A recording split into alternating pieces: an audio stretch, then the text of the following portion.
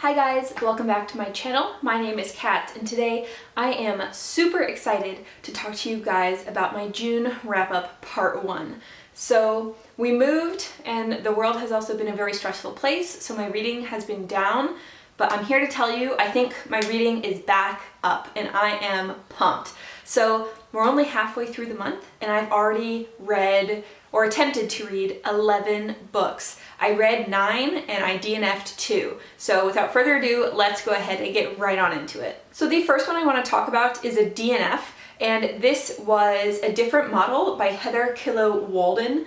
So this kind of was satisfying my AI human romance trope that I really love, and also it had a bit of Death Note, which is like a Japanese manga and anime combined. And when I started reading it, it's about this futuristic world where there are these super AIs basically that can control things, and the one who's taken over all of the crime syndicates and basically the city is known as Zero. And he is just like very cold and calculating. And when you get into the book, you're following a main character who is a woman, and she is a leading scientist in AI and like genetics, and you realize that Zero wants her. Like, it's not clear if he wants her for her research or if he wants her like as a person or as a romantic interest. It's not clear. So I was like, oh yes, that sounds amazing. And I kept reading and I kept reading and I kept reading, and I was like, what is happening? The plot is so messy and sequences kept repeating themselves, and there were so many characters. And then I looked down and I realized that this book was 700 pages, and I was like, oh hell no. So I DNF'd it. So because that DNF got me a bit in a slump, then I was like, I'm gonna read some romance by a romance author that I love, and she is Talia Hibbert. So Talia Hibbert, if you don't know, is an amazing, amazing Black romance author. And so I heard that she wrote a queer love story, and I was like, I am here for it. I'm so freaking excited. So I read Work for It by Talia Hibbert, and this is a male-male romance where one of the characters is gay and the other one is bi or pan. He doesn't really care to like decide which one, but he's in either of those two camps. And this was so good. Oh my god, guys. I gave this 4.25, 4.5 stars. So we start out following Keynes, who is having a series of gay hookups because he feels like something is missing, and he's had some trauma, and he in order to not think about it and not deal with it, he has just been having all of these casual hookups. And when he's like needs a complete and total break, he decides that he is going to go help with this harvest in like a small town to just completely detox and get all of the nastiness of his life out of his system. And then in the small town is Griffin, who is a farmer, and he is very misunderstood because he's very gruff and awkward with people. So like he's built like a brick house, and he doesn't have like an eloquence with words, but he is just a teddy bear, and I love him so much. We must protect Griffin. So as you can imagine, things go down, and there's just two things I want to say here. One is that the issues that both characters are dealing with are handled really, really well, and those moments just added to the building of their relationship, and it's not all about sex. Like, the storyline here is so good.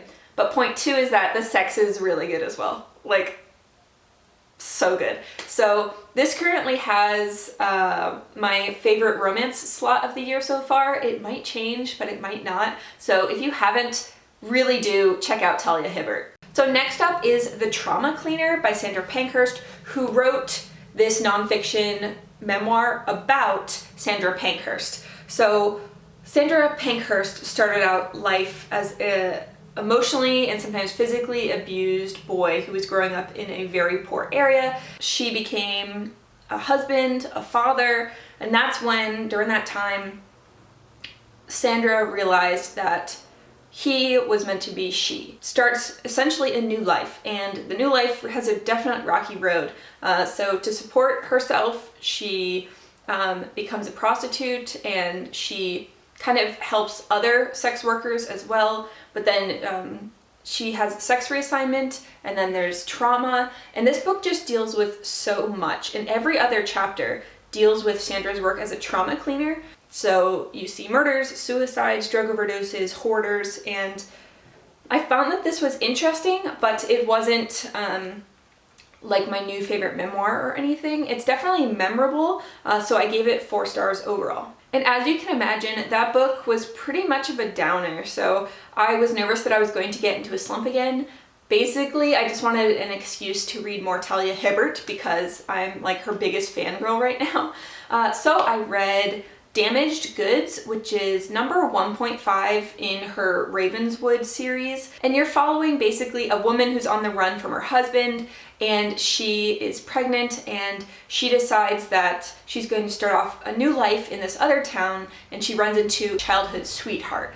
And this was just really, really sweet. She's getting a divorce from her husband, so there's no like cheating, but there wasn't that much depth to it either because I think it's a novella, it's very short. So then I didn't really feel fully satisfied, so then I read the 3rd in the Ravenswood series, which is Untouchable. So Untouchable follows Hannah, who is a bisexual, black, curvy woman, and she is looking for a job, and it's really hard because her background is in childcare, but due to an incident where she vandalized some property, she has a record, which means that like most places won't hire her.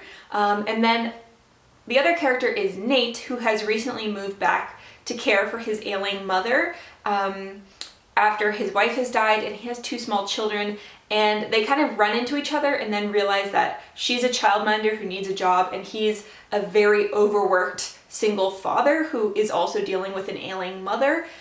So he hires her as the nanny. I really like that Talia Hibbert definitely doesn't shy away from any of the aspects of a character that makes them them. So for instance, the main character, Hannah, she is bisexual, and one of the things that comes up that is kind of adorable is like she meets this woman in a park that has a dog, and she's talking to her and gets her number so that they can go to lunch. And then Nate is like, so is it like lunch? A lunch date? Is it a date? Or is it like a friendly lunch date? And I just thought that was really, really great, because often characters will say that they're bisexual or pansexual, and then it's never really addressed within the story again as like an active part of their personality. So I just really liked that, and I gave this book 4 stars. So next up is my second DNF, and this is Such a Fun Age by Reid. This follows Amore, who is a babysitter for a white couple. One night she gets a call asking if she can come pick up the little girl and take her to a nearby supermarket while the parents deal with basically a brick was thrown through their window, so they need to call the police, but they don't want the child to see the police there and get scared. So Amore says sure, but she's coming from a party, so she's in like heels and a dress, and she goes to this grocery store when basically another shopper calls the police on her for abducting the young girl. So sadly, this was a DNF for me. I read 75 pages and I just could not read it anymore. This is all tell and no show, like really bad, especially the white mother's perspective. It is just all exposition, almost no dialogue, just like blocks of backstory, and 1, it's lazy writing, 2, it makes it boring, and 3, it makes me not care. So pretty much when I got to that point, I was like, I don't care. So I am gonna DNF this, and I'm gonna donate it back to an op shop. And because this was supposed to be my black book cover for the Assassin Challenge I'm doing for Make Your Myth Taker readathon, I had to find another book with a black cover. So I then read A Song of Wraiths and Ruin by Roseanne A. Brown. So this has a very dark cover. It's also just a stunning cover in general. So this is an African mythology fantasy story, and I ended up giving it 4 stars. It is, I think, exactly what anyone who loves YA fantasy is looking for. It does what it says on the tin. The plot was engaging, fast-paced, you come to like the characters. Is it really complex and in-depth? No. Is it exciting and just a wonderful experience to read about all of these, first off, queer characters, people of color, and also all these different types of mythological figures and gods and goddesses and different sorts of spirits from African mythology was very, very cool. I recommend this for anyone who likes YA fantasy, and I think that this is kind of a mashup of Renee Audier's Something in the Dawn, The Wrath in the Dawn, and then also things by Nnedi Okorafor, if you're familiar, kind of like Akata Witch, just like, or Lagoon. Akata Witch or Lagoon by Nnedi Okorafor together. It was really good. I read it in, I think, a day and a half, so I was really into it. It didn't blow me away, but I also had so much fun reading it. So then after that, I picked up Truly by Carmel Rhodes, who is a new to me author. And this was shelved as dark romance, and what really attracted me first was the cover, which I think is just so beautiful. So I went into this without knowing much about it at all, and we are following a main character, Truly, who is broken up on the day of her high school graduation by her 2-year boyfriend, and then at a graduation party, she attracts the wrong attention of her ex's brother. On one hand, this is really a problematic book, and I don't recommend it for anyone who is a younger reader or who would maybe listen to some of the stuff that goes on in here. So there is a scene, which I did not know when I picked this book up, that is definitely non-con, which means non-consensual, and it is not okay. First third of the book, she is dealing with what he did to her. In the middle third, she hates his guts, and then in the end third, it's they get together. But while I enjoyed the reading experience because it's fiction, I do not ever want to recommend a book to someone who may not realize that saying no should be the final word. I don't want to recommend it to anyone who doesn't realize that that's unacceptable. Does that make sense? I hope that makes sense. If you have any questions about that, I would love to clear it up for you guys down below. But yeah, I did really enjoy this. I gave it 4 stars, but with a huge asterisk and trigger warnings, and please don't read this thinking that that kind of behavior is acceptable. So next up, I read a book that someone else chose for me for the Myth Take Readathon Challenge. This is Fledgling by Octavia E. Butler, and Jordaline from Jordaline Reads picked it. So this one was actually pretty interesting because Octavia E. Butler's imagination is just so phenomenal. And in this one, we are following a young girl who's 11 or 12, and she wakes up and she is burned all over her body and her skull has been caved in, but she is slowly starting to regenerate, and she realizes very quickly that she is a vampire. And so you're following her as she's trying to find out what happened to her, why her family and her coven were killed, and who is her friend and who is her foe. Now, the first half of this book was bumping. It was so good, and I was gonna give it probably 4 stars. And then, why? The end, if you have read the Twilight series through, basically the, what are they? The Volturi, that kind of whole court thing, that kind of took over the end. And I was no, why? Huge expositions, hidden as dialogue.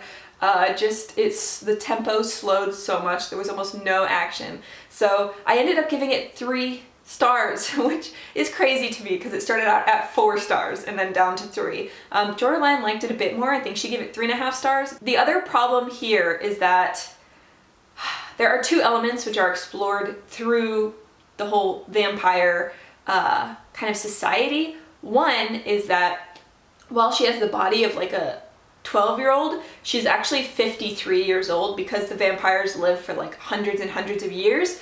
So mentally, she should be in her 50s, but because of the trauma, she woke up and she basically had no memories, so she's kind of like innocent again. So when she picks her symbionts, human symbionts, they are full grown like adults that then have sex with her, and I'm just like, but she's 12, like she has the body of a 12-year-old and she doesn't remember anything. So that was like icky. And then the other thing is that it's very clear that this book has like a polyamorous like agenda. Like polyamory is cool, the more you know. And that's, I don't know, you guys probably don't know this about me, but I don't like to read poly books. Not that there's anything wrong with it, but I just prefer my romance to be one person and one person, because I think there's enough drama there, and I think things get like too out of hand for romances with me with poly. So this one was a bit of a disappointment, and I'm sad to say that I wouldn't really recommend it, and yeah, so I don't know about that one. So another one that I read and just had a really good time with was The Shadows Between Us by Tricia Levenseller. This one I picked up again because I was feeling in the assassin mood. So basically it hooked me because we're following Alessandra, who is a total Slytherin.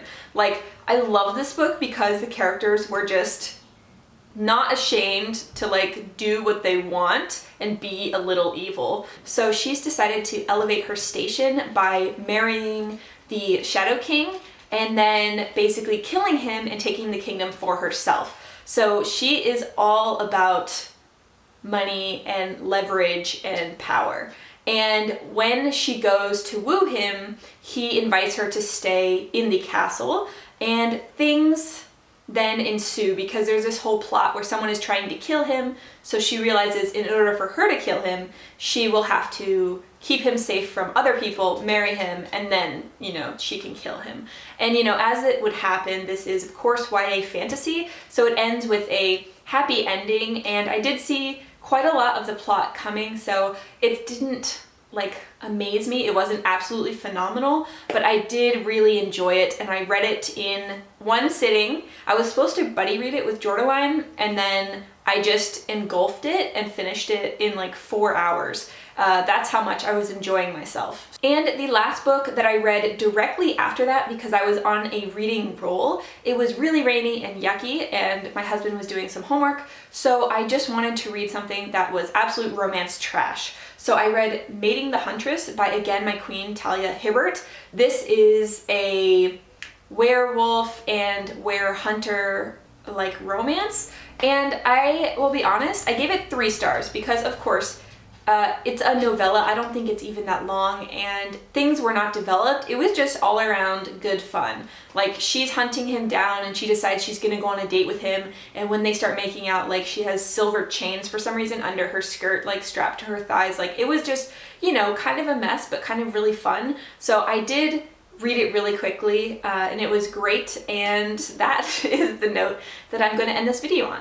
So if you liked any of these books, let me know down below if you're going to add them to your TBR, or if you have any comments about whatever I read, also let me know. Especially the 2 DNFs, especially Such a Fun Age. I'm pretty bummed about this one, but you know, I'm always honest here, and this was just not it. So without further ado, I'm gonna say bye for now, and I will catch you in another video soon. Bye!